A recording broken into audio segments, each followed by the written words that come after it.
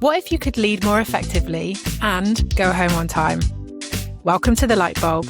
I'm Zoe Thompson, leadership and performance coach, and each week I bring you 3 practical insights from my work helping impact-driven leaders transform from reactive to intentional leadership so they can finish work on time and take guilt-free time off, creating success that feels as good as it looks. Let's jump in. Welcome back. Episode 37 and 3 light bulbs this week from both coaching sessions and workshop delivery. Another mix of examples and client work from this week. As always, different challenges that leaders and workplaces are dealing with. So hopefully something within the 3 light bulbs this week that will help you and how you want to show up as a leader. Let's get started. Light bulb 1. This came up in a one-to-one coaching session. We were exploring different ways that this leader can help their team to become more self-sufficient and also more confident in their own ability to be self-sufficient. So this leader's recognizing that actually the majority of their team are more than capable and they have been given that autonomy. And a lot of this is down to old habits under previous leadership. And whilst they've been there a little while now, they've been trying to introduce different processes, different ways to help them to be more self-sufficient and how to increase the ways that they see them as an escalation rather than the first point of contact, but also looking at some of their habits and some of their practices and different things that they could do differently as a leader that would help to shift some of those behaviors. And that would ultimately lead to 2 benefits. One for them as individuals, more confidence, more autonomy, more self-sufficiency, more self-efficacy. And secondly, for them as a leader in freeing up some of their time with some of the things that their team are coming to them with that actually isn't needed. So as part of the conversation, we were talking about emails. And I know in the last episode and vlogs and the workshop, we've been talking about meetings. And I think aside from meetings, emails is probably one of the biggest consumptions of time and energy. So we were talking about emails that they're copied into, either CC'd or blind CC'd, emails that are being sent to them that they then have to forward on to the person who it probably could have gone to in the first place. We were exploring different ways to challenge it. One of the things that we then started to explore is the light bulb that I want to share with you is the conversation naturally started at the surface level. What was the behavior that this leader wanted to change? And we can look at the behavior on the surface and we can look at some tactical solutions to shift that behavior. What I also wanted that leader to explore, and the light bulb that I want to share with you, is getting to the root cause of what is creating that behavior. So not just forwarding on the emails and saying this is who it needs to go to and giving them that information in response. Looking at what's happening that means their team are sending everything to them to be allocated out. Why is it they're sending the emails to them in the first place? And what can they do differently to create a new behavior at the beginning rather than trying to fix it at the end? So the light bulb that I wanted to share with you is to look at the problems that you are having to solve repeatedly and look at that tactical level solution, but not to forget to look at what the root cause is. We don't just want to fix the effect, we want to fix the cause. So the inbox fills up, it needs action taking, that interrupts time. There's the thought process around sending it to the leader first rather than asking questions or looking at who else it needs to be sent to before sending it to the leader. So not just looking at what it is you want to change, but looking at what is generating that in the first place. Forwarding an email on is a quick solution. Granted, in that moment, it is a quick fix. Forwarding it on, letting them know who it should be copied into, who it should have been sent to. It reminds people of what the solution is. It's a reactive response. We need to look at what the root cause is and work on that root cause with your team. This is the difference between fixing the day-to-day problem and looking at a strategy or a system or a process that stops it from happening in the first place, and how that will help your team to be self-sufficient and more confident in taking the actions that you want them to take. So yeah, absolutely, you can look at those surface level fixes that will help. Your role as a leader is not just to solve the problem in the moment, it's to look at longer term solutions. And for longer term solutions, you need to look at what is at the root cause and then come up with a strategy, a system, or a process that fixes the problem at its root cause and not just at that surface level. That's the difference between reactive and intentional leadership. It's also what's going to help you to demonstrate your skills to be a more strategic leader, because you're not just thinking about the moment, you're thinking about longer term. Lightbulb 2 and 3 are coming from a workshop that I delivered this week. It was great to be back in person. It was great to be able to go into the office. This is a company I've worked with for a couple of years now, mostly with their managers. However, I have been going in and doing some of the workshops for their staff as well. So it was nice to go back in, see how people are getting on and hearing how people are progressing. Final 2 light bulbs for this week's episode come from the workshop. And we're talking about communication and confidence in communication. And I tackled it from 2 elements: our internal dialogue, the way that we speak to ourselves and how that impacts our confidence, and then also being able to communicate confidently and effectively when we have those conversations with other people. Now, you'll know, or maybe you don't actually, some of you will know that whenever I deliver a workshop, whether it is the workshops within the leadership community, whether it's workshops I go out and deliver, I always ask at the end for a light bulb and a next step. That's where this idea for the podcast came about in the first place. Now you know what you know. What will you do differently? And at the end of every workshop, I always ask people, what will you now commit to? Keep it simple, keep it small, keep it specific. And this was a conversation that came up at the end of the workshop. And often, as it does when people are sharing their light bulbs, it's always interesting from my perspective to hear what's landing with people, what people are taking away. But it's also really important to make sure that they don't just sit and absorb learning, that they take it away and turn it into action. Now, one of the common things that came up in the workshop was people talking about speaking up more, being more confident, communicating better. Now, these are intentions rather than commitments.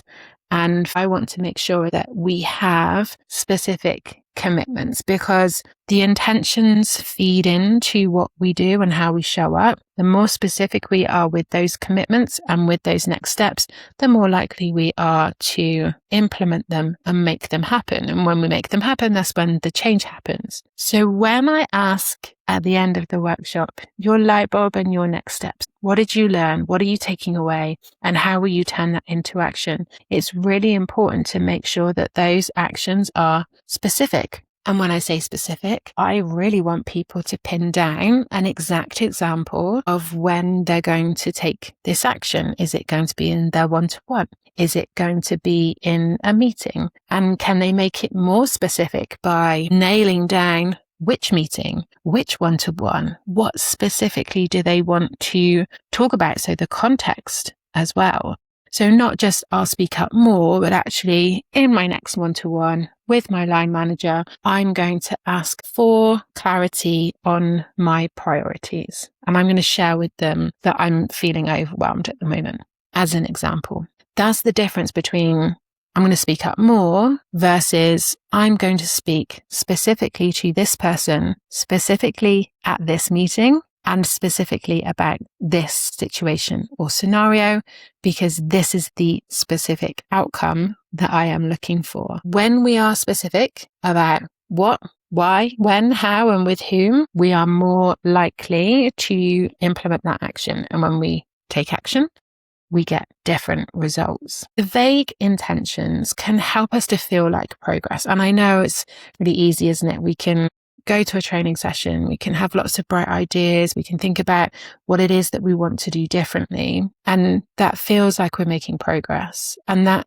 becomes more challenging when we then go back into work and we fall back into a routine. And with that routine comes old habits and old behaviours, and then we don't do anything. We need to close that gap between identifying what needs to change, identifying the skills that we need to make that change, and then taking the action. This is the knowledge, the skills, and the action, the KSA bridge in action. We are increasing knowledge, we are developing skills, we are taking action. And those actions need to be small and specific. And the more specific we are, the more likely we are to make them happen. So this is why we need to move away from those generic intentions of, I want to speak up more, I want to be more confident, I want to be able to address these issues, to, I want to, in my next one-to-one, have this conversation with my manager with this outcome. This is what I want to walk away with. More specific turns it from an intention to a commitment. And the more we create those commitments, the more chances we have of making it happen, making a change, and starting to get the outcomes that we want. Lightbulb 3. Again, this came from the workshop. Now, I shared with them the impact cycle. And this is the impact of how our beliefs shape our confidence and shape what we experience. We were talking through confidence. We were talking about it in terms of our confidence to be able to communicate, especially when we have conversations either with our peers, with our leaders, and also with customers as well. We know certainly when it comes to customers and clients, sometimes they can be more difficult conversations. Not necessarily challenging, not necessarily confrontational. They can feel uncomfortable, and some of that discomfort comes from our confidence or our perceived ability to be able to have that conversation and have a positive outcome. And our confidence isn't fixed. It is a cycle, and it is informed by what we believe to be true and the stories that we tell ourselves. And it's informed by the experiences that we've had and how we perceive those experiences, whether we see them as positive or negative, whether we see that we've got the tools in the toolkit to be able to deal with it. And if we want to change it, if we are low in confidence, to break that cycle, we need to change the belief. We need to change the story that we're telling ourselves. We need to shift that narrative, because that's what drives how we think, how we feel, how we behave. Also, we need to take action. We can't just think ourselves into confidence. We have to take action. We have to create that evidence base so that when we are in these situations, our brain can search through our memory stores and say, yeah, you've done that before. It's all good. Some people find it easier to take action and find that the action disrupts the thinking pattern and the beliefs that they hold, because it gives them different evidence to work with. And some people find that actually working on the beliefs first helps them to take action. We cannot have confidence without taking action. We need that evidence base that tells us that we can, that shifts our way of thinking into this being a challenge versus this being a threat. So many people will avoid that discomfort. When they're lacking confidence, they will avoid taking action because that's what keeps them safe, keeps them in their comfort zone. There's two things that we risk happening here. Firstly, we are never going to increase our confidence by staying silent and not taking action. That secondly, if we are not speaking up, that silence has a cost. If we're not having the conversations that we need to have, there will be an impact for that. And not just for you as an individual, for your team and for the wider organization as well. Now, I know that sometimes people say they pick their battles and they decide what they speak up about. And that can be a conscious decision that saying nothing is what will bring the best possible outcome. What we're talking about here is saying nothing because you lack confidence. And ultimately, the consequences of not having that conversation are often a much higher risk than having the conversation. We can't wait to feel confident before we act. Courage comes before confidence. For us to shift the narrative that we are confident in these situations, we have to take action. The behaviour comes first, and then the belief often is what catches up. And we can use positive mental attitude, we can use positive thinking, we can use positive affirmations to help with that courage, the actual confidence, that belief that we have what it takes to deal with the challenge in front of us comes through the experiences that we have and what our brain has collected in the memory bank. So yeah, sure, silence, feel safe. There's no immediate visible cost. We're just kind of keeping hold of that problem instead of raising it and having a conversation, and then potentially two people not being happy with a situation. We can stay quiet, we can disengage, we can not ask questions. This is going to reinforce that we don't have the confidence to speak up. Nothing bad happens when we don't speak up, but also it's going to reinforce that belief that your voice doesn't matter. And that is a belief that is going to make it harder for you to speak up the next time. Silence is what will keep you stuck in that cycle. And not only will it reinforce those beliefs, it's going to reduce any confidence that you do have, and that's going to show up in how you think, how you feel, and how you respond to things. So sometimes taking action, however small, even imperfect, messy action, can help to interrupt and disrupt that cycle. There will be a discomfort. These are conversations that might be new to us. It might be something that we haven't much experience with. That discomfort is not necessarily a signal to stop. It's the signal that we're stepping out of our comfort zone into the fear zone. Because it's new, because it's different, it's going to take us into that growth and learning zone, which is where we want to be. So if you are stuck in that kind of impact of that confidence cycle, think about where you're stuck. Think about the belief, the story that you tell yourself, that narrative that you have. Think about what it is that you want to believe to be true. And what action do you need to start taking to shift that belief? It might be something that you've been staying quiet on. It might be being more confident in having those conversations. But remember, you don't need to feel confident to act. Courage comes before confidence. Act first, and that feeling of confidence follows after. So those are my 3 light bulbs for this week. I am always curious to know what's come up for you. And now that you know, what will you take away and do differently? A small action, keeping it simple, making it specific, is what turns it from intention to commitment, and is what will shift you from being reactive to intentional, which is what it's all about. Let me know your thoughts. Let me know the actions you're taking. Let me know how it goes. And I will see you next week for the next episode of The Lightbulb. And those are your 3 takeaways for this week. Before you go, ask yourself, what's my lightbulb moment from this? And now that I know what I know, what will I do differently? Choose one action, however small, and commit to it.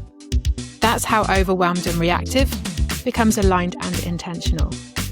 Don't forget to subscribe, and I'll see you next week on the next episode of The Lightbulb.